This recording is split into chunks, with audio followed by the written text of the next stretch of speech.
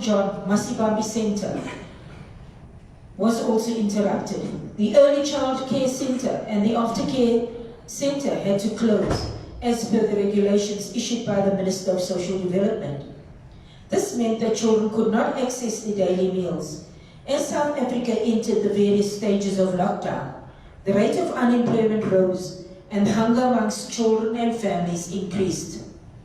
Through the support of donors, Masibambisani was also able to provide food parcels and takeaway for families, which was greatly appreciated. The Inner City program was also able to provide food parcels to families of children who attended the aftercare program during the worst part of the lockdown. The impact of COVID-19 reduced the number of students who were training through the skills development program. Our Aghenam Training Center also had to postpone the classes for social auxiliary workers. The granny program sponsored by Spence Chapman, our US-based partner, saw the decrease in the daily number of grannies attending the program. Many were over 60 years old and had comorbidities and had to stay at home or rotate. The children were negatively impacted by this as their personal time with the allocated grannies were affected. Due to the nature of the community-based violence prevention and linkage response in South Africa program and the demands of the funder of this program, it did not shut down during level 5 of the COVID lockdown. Services in both the gender-based program, violence program and the OVC program continued despite the challenges. A high number of GBV cases were attended to. The OVC program had to adjust its services accordingly, and care workers and supervisors rendered services to their beneficiaries remotely. The emphasis of the services focused on COVID education and prevention. The fundraising and marketing department of JCW had been particularly impacted by COVID-19, as well as the downgrade of the South African economy. This impacted on JCW's ability to raise funds from the corporate sector. Many companies and businesses were forced to close. They communicated that they were unable to assist JCW as in previous years. Many dedicated corporate donors were lost during the year under review. Trusts, bequests, and individual donors were not spared the downgrade, and as a result, we received a decreased allocation. Live marketing events had to be postponed and cancelled, and JCW had to be innovative and arranged virtual fundraising events through social media platforms. We may not have raised as much money, but this process has raised the social media profile, and many more people are aware of JCW as an organization due to these efforts. I'd like to take the opportunity to thank the Board of Management, JCW management and staff for your support during the execution of my duties through these challenging times. Without the dedicated staff, the beneficiaries, children and families who rely on the care and protection that JCW offers, we would not have received that service that they required. To the donors, individuals and corporates that stood by JCW through the difficult years and donated to the organization, despite themselves being affected by the economic downgrade and the conditions made extremely difficult by COVID-19. You have our heartfelt thanks. Without your continued and in most cases, renewed support, JCW would not have survived through the most challenging circumstances. I thank you.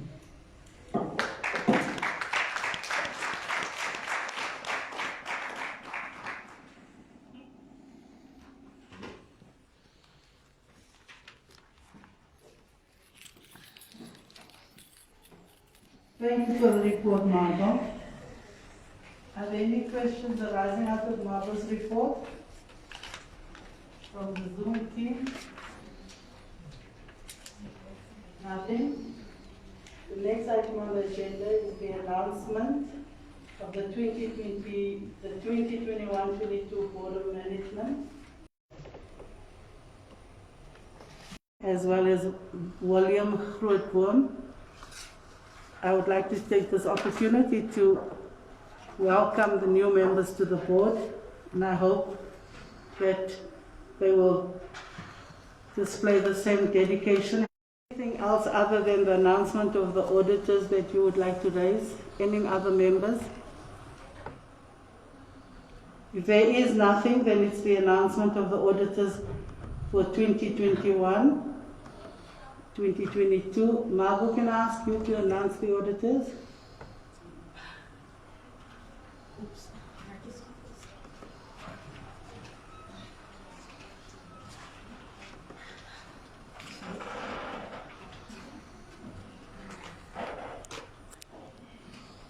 Thank you, Chairperson.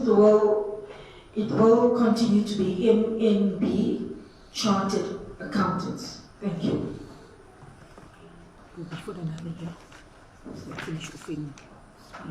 Okay, they will be appointed for another year. They will continue for another year. So Recording in progress. Sorry. Could Margot please just announce it again? The recording was off and the rest of the Zoom members did not. Margot, can you please announce it again? The rest of the members didn't hear. Okay.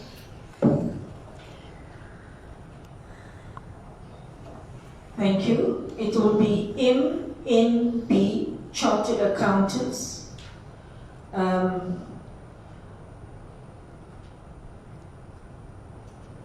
That's it. That's it. Thank you, Margot.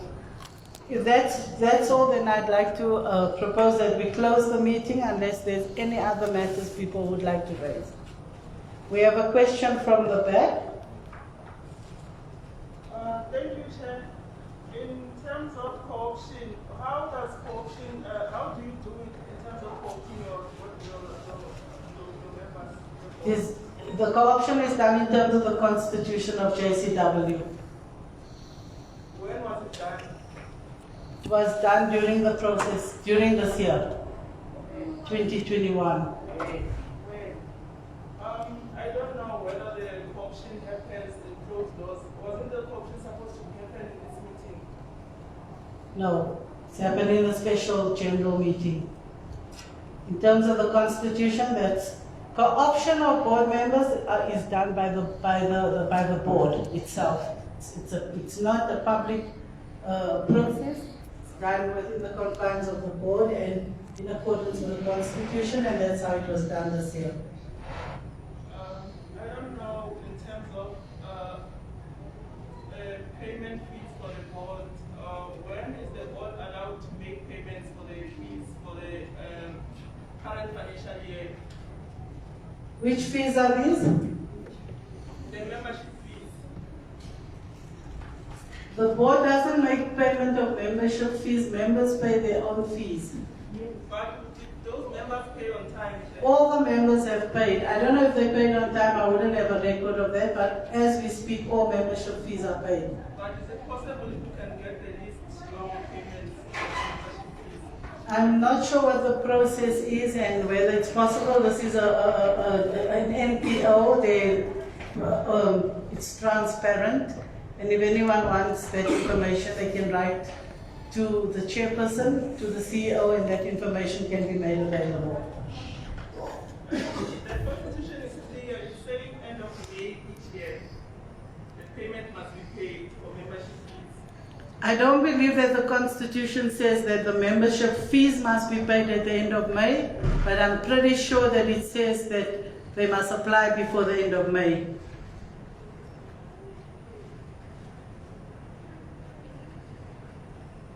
I think it's page 10, 12.4.2. For the late payment, members of the board, they are not in good standing as we speak. Sorry, just hold on a second. Do you have a copy of the constitution? Page 10.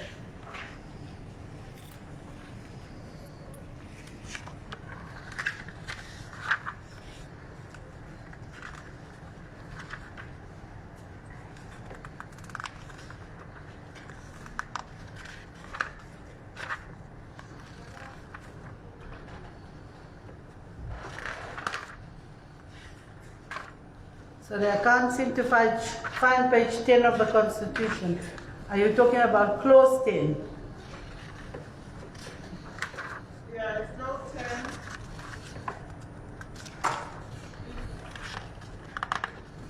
Yes, clause 10 of the Constitution.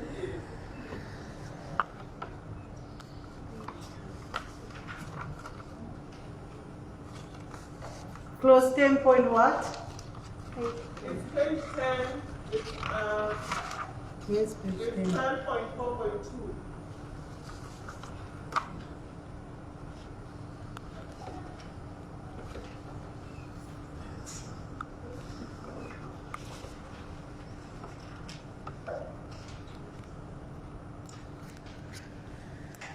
Yes, it says the closing date for receipt of applications shall be the end of May of each year. That's correct. So what is the question again, please? If you could just repeat the question. I don't know whether fees were paid before that date. I'm pretty sure that whoever didn't pay has paid today, up to today. But the Constitution is clear, Chair. It's saying end of May, all the membership fees should have been paid. I don't see where it says that, I'm sorry. Are you talking of 12.4.6? 12.4, approval of membership. 12.4.2, closing date for the receipt of application for members wishing to serve on the Board of Management shall be the end of May of each year. Yes, but it doesn't say the fees should be paid at the end of May. But whatever your question is, put it in writing, it will be answered. Okay, we'll do that. Are there any other questions? If that is all, then we'll close the meeting. Thank you.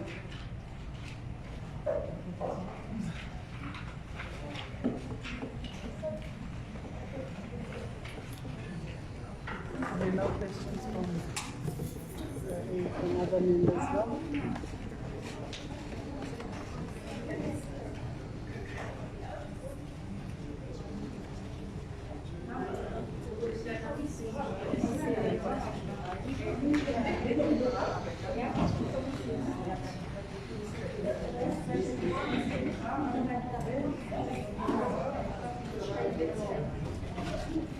Recording stopped.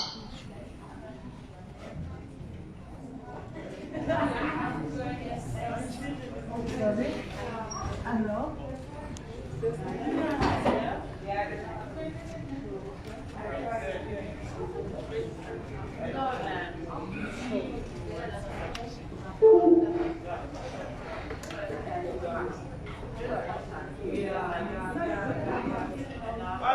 Chair, can you please request the board to remain please? Would like to talk to us. The staff would like to talk.